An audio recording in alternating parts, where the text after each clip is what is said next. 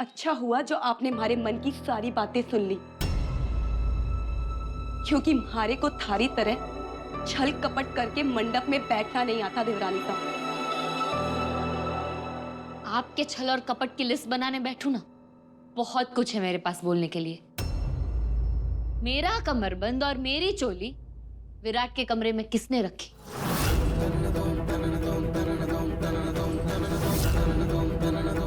वो झूठी चिट्ठी किसने लिखी थी? और ये सब आपको क्यों कहूं मैं?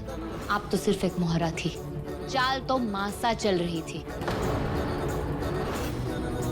पर इतना तो आप भी समझ गई होगी ना जेठानी सा, कि अग्नि के सामने 7 फेरे मेरे हुए हैं अधिराज के साथ। आप एक हारी हुई जंग लड़ रही हो जेठानी सा। अभी भी वक्त है। कुछ देर के लिए मासा ने जो कुछ भी सिखाया है आपको, उसे भूल जाइए। अपने बच्चे के बारे में सोचिए। आपकी जिंदगी बेहतर हो सकती है।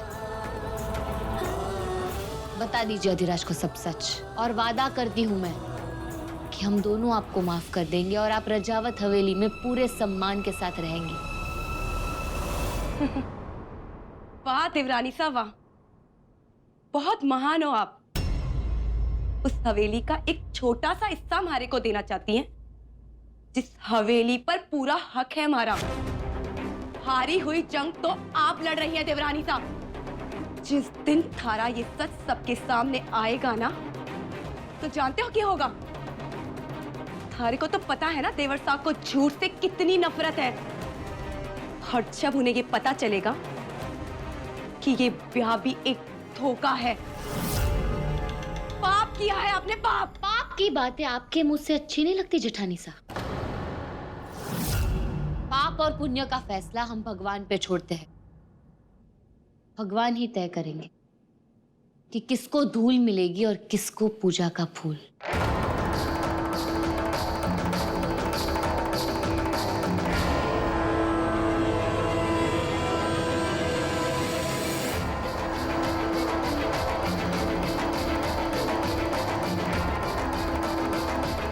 बस इतना कहना चाहूंगी जेठानी साहब, मैंने हमेशा ही आपकी परवाह की है।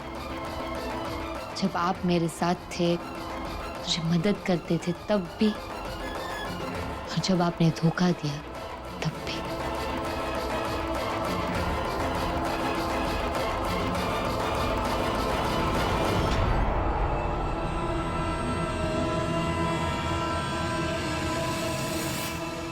ये पेन किलर्स है, इस दवाई को खा लेना, आराम मिलेगा आपको।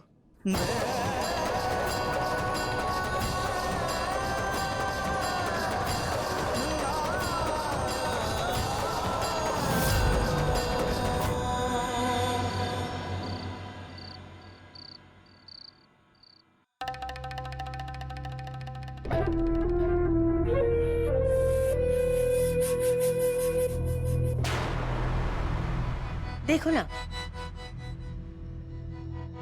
समय कितना जल्दी बीत रहा है ना। क्या कह रहे हो माजी साहब? हमारे से तो आजकल ना एक भी घंटा ना बीते बिताए। देखते देखते एक हफ्ता बीत गया। देखते देखते कटे माजी साहब, मैं तो देखती रह गई कि कब हफ्ता बीते और कब रविवार आए। वो सब घर पे हुए हैं ना। क्या कह रही है छोरी? एक हफ्ता बीत गया, अब 2 ही दिन बाकी है फाल्गुनी पूर्णिमा के। उसके बाद बिंदनी की मुंह दिखाई होगी। केसर बिंदनी का घूंघट हटेगा।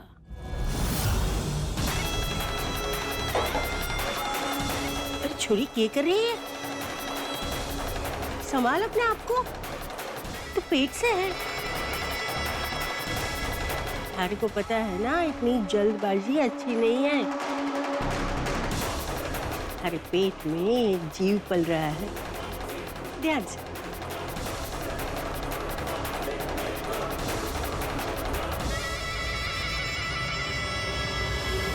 मैं अभी आई माँ जी से।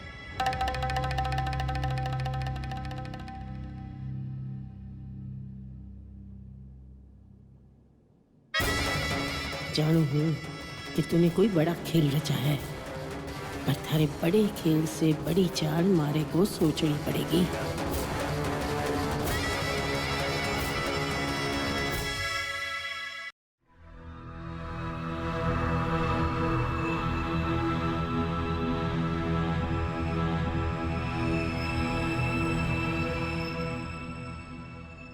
फाल्गुन पूर्णिमा के पहले मुझे अधिराज को सब सच बताना ही होगा, पर कैसे?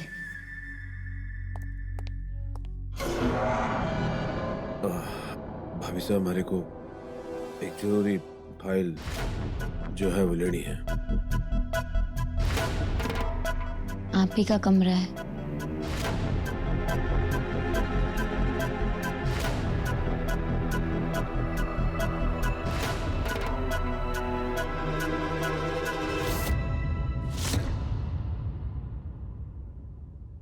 आप इतनी गौर से इस फाइल को देख रहे हो? वो किया ना भाभी साहब, पिछले हफ्ते भंडारी स्टील के साथ एक कॉन्ट्रैक्ट किया था मैंने। जो कागजात आए थे उस पे उसके मैनेजर पी.के. नूरुल्लाह के दस्तखत थे, और कल जो कागज आए हैं उस पर भी उसी के मैनेजर के दस्तखत है। हमारे को ऐसा लग गया है कि दोनों में से एक दस्तखत जो है वो जाली है।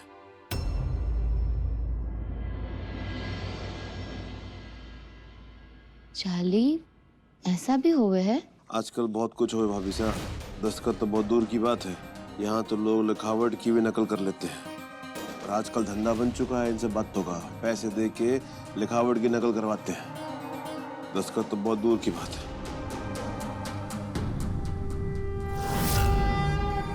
थैंक यू दुर्गा माँ, आपने मुझे एक रास्ता दिखाया पाठ शुरू करने का।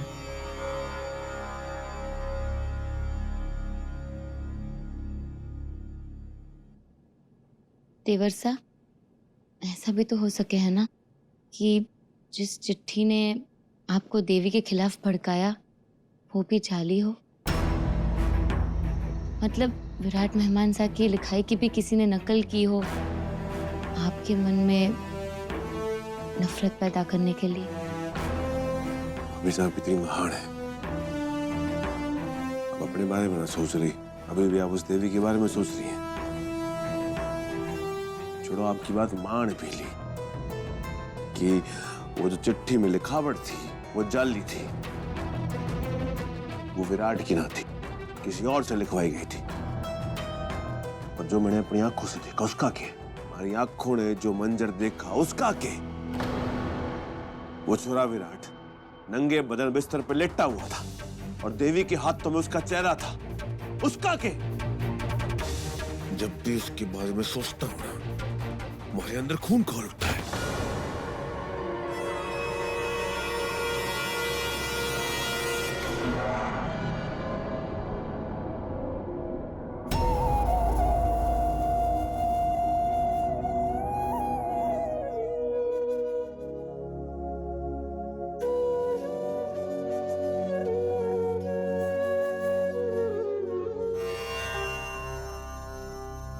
क्या करूं?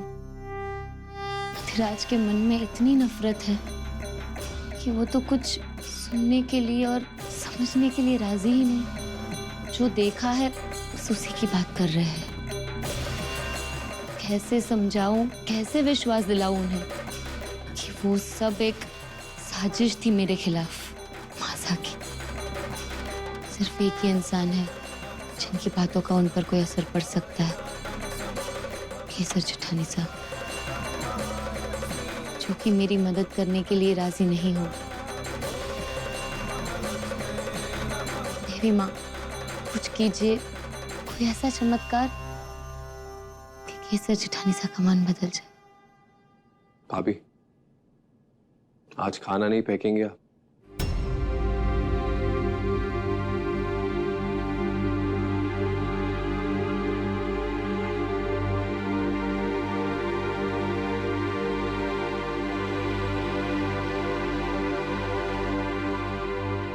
मैं जानता हूं आप बुरी इंसान नहीं हैं।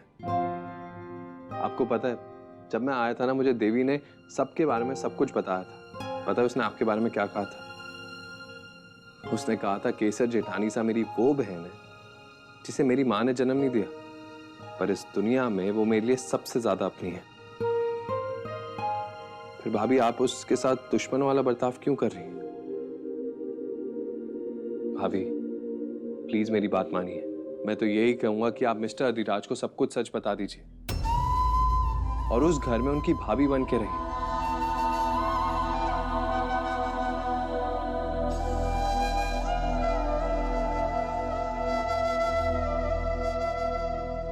आपको इतनी क्यों पड़ी है देवरानीसा की कि देवरानीसा देवरसा की हो जाए? हाँ, आपको तो खुश होना चाहिए और देवरानीसा को यहाँ से ले जाना चाहिए और अपनी जिंदगी की नई शुरुआत करनी चाहिए। देवी मेरी सबसे अच्छी दोस्त है और कुछ नहीं।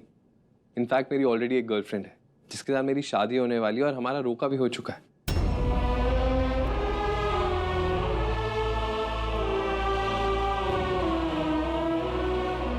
ये देखिए, ये है मेरी गर्लफ्रेंड।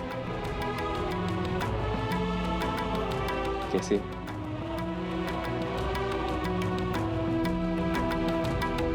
भगवान, मैं कितनी बड़ी पागल हूँ, कितनी बड़ी बेवकूफ हूँ।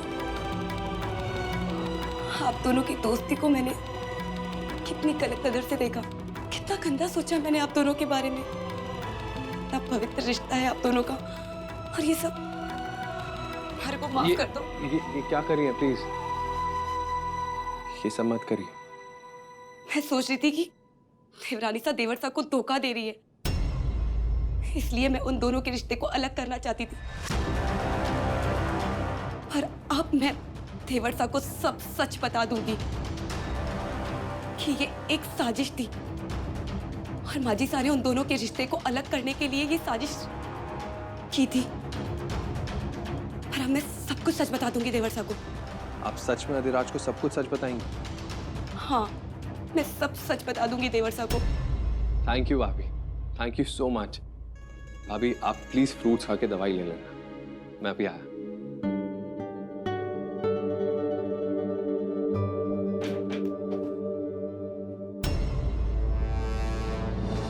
क्या सच? कैसे जो इंसान मान गए? ये तो बहुत ही अच्छी बात है वीसी। एक बात बता, तू इतनी धीरे से क्यों बात कर रही है? मैं स्टोर रूम से बात कर रही हूँ ना, वहां छिपी हूँ इसलिए। अच्छा तू मेरी बात ध्यान से सुन। कल ना होली का फंक्शन है रजावत फैक्ट्री के मैदान में, तो तुम केसर जिठानीसा को वहीं लेकर आ जाना। मैं भी अधिराज के साथ वहीं आ जाऊंगी और कल केसर जिठानीसा सारा सच बता देगी और मुझे भी अपने झूठ से छुटकारा मिल जाएगा। सब कुछ ठीक हो जाएगा वीसी, सब कुछ ठीक। Done DC, all the best. हमेशा तुमको चाहा और चाहा और चाहा चाहा चाहा।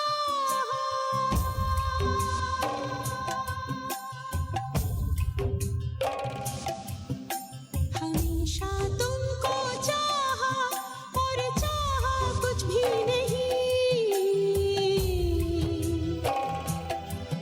तुम्हें दिल ने है पूजा पूजा पूजा और पूजा कुछ भी नहीं। नाना नहीं, नाना नहीं, नहीं नहीं नहीं नहीं कुछ भी नहीं। ओ कुछ भी नहीं, ओ कुछ भी नहीं।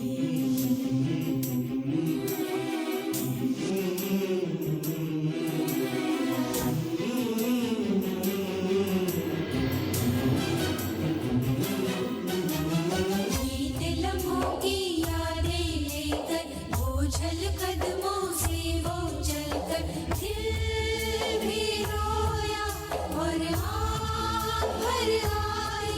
मन से आवाज़ आई।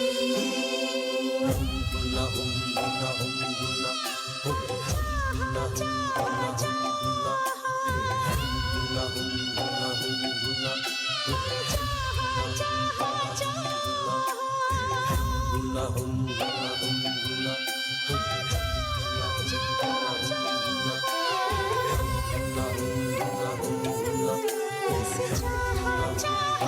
चाहा।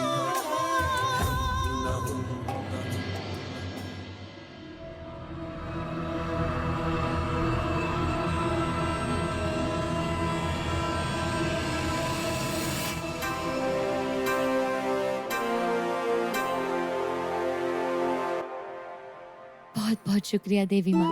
ये सब आप ही के आशीर्वाद की वजह से मुमकिन हो पा रहा है। मैं तो हिम्मत ही हार चुकी थी।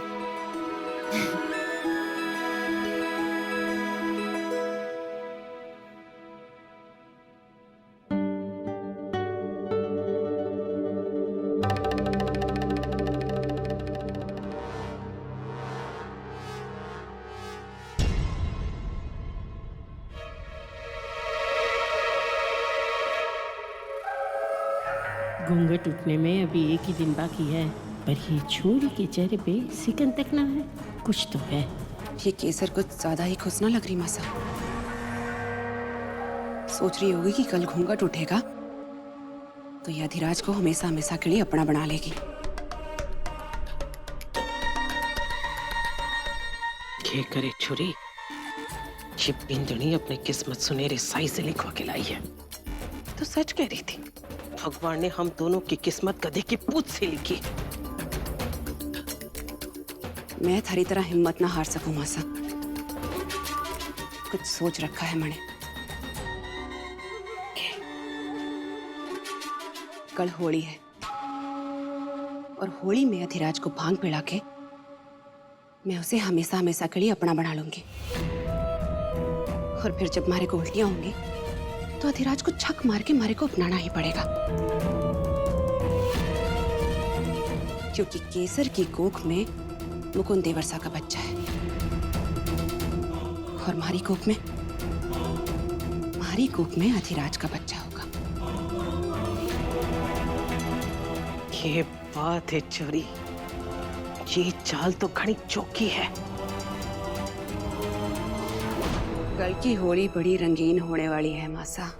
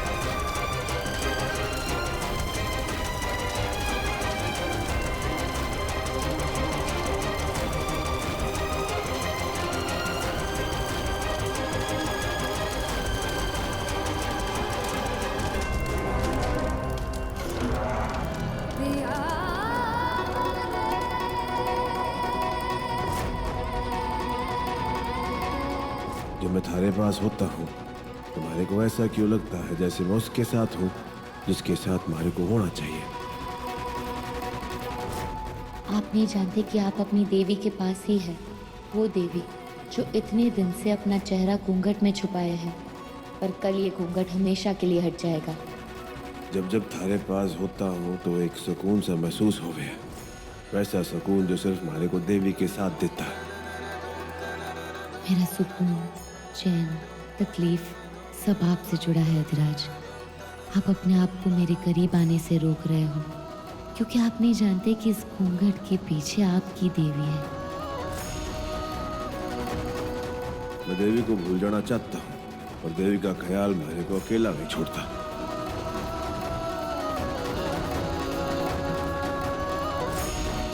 देवी आपसे अलग नहीं है अधिराज, वो आपका ही एक हिस्सा बन चुकी है हमेशा के लिए। मुझे कल की होली का इंतजार है, जब हमारे बीच की ये घूंघट की दीवार हमेशा के लिए हट जाएगी।